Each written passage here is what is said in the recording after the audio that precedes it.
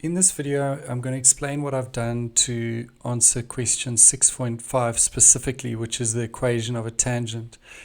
Let me just give a disclaimer that if you're watching this video and you're in matric, the easiest way to do it is we know in matric that the derivative gives us the gradient of the tangent. And so because it's parallel to g, it's got the same gradient as g, which is just 1. And so we could have done the derivative equals 1. That would have given us an x value. And just for your interest, the answer was 3/2. You could sub that back into the original equation to spit out a y value. And that would have given you an answer of minus 15/4 if you want to practice that method even. And then you would have started with y equals same gradient, 1.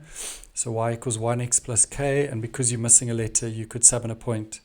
For the purpose of this video, to go into a bit more detail for the grade 11s, how they would typically do it is you'd say it's got the same gradient as g because it's parallel, and so you need to start with y equals x plus k.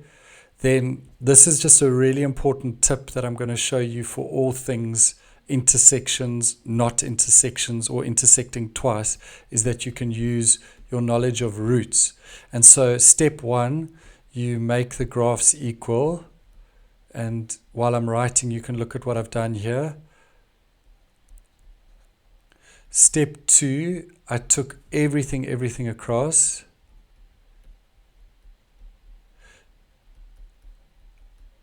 Step 3, you're going to look at doing the nature of roots, so b squared minus 4ac, and then you're just going to choose cleverly what you need to do. So listen super carefully here. Because this is a tangent, in roots language, we would say the roots are equal because they're the same. And so that's why I chose the option of the discriminant or delta equals 0. And so I head out like that. B squared is the minus 3 squared minus 4ac, and my c is all of this leftovers without x's. When I times that all out, I get my final answer for k. And so what's the equation of the tangent? It's x minus 21/4. If they said, when does this not intersect? Then all that we would do differently is we would just say that's where the nature of roots here is less than naught. So non-real, it doesn't exist.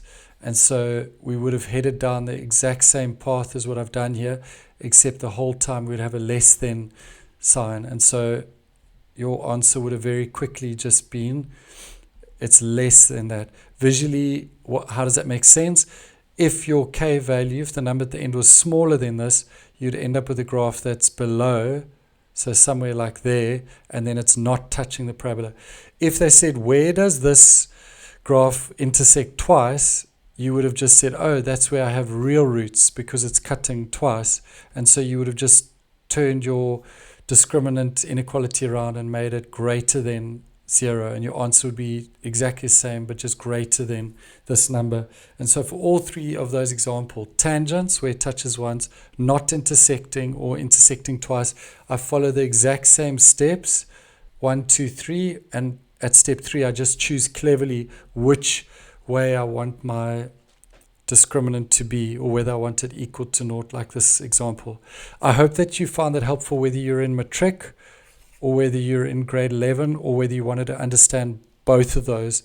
If you did, please like this video, subscribe to our channel, and share it with your friends. Thanks.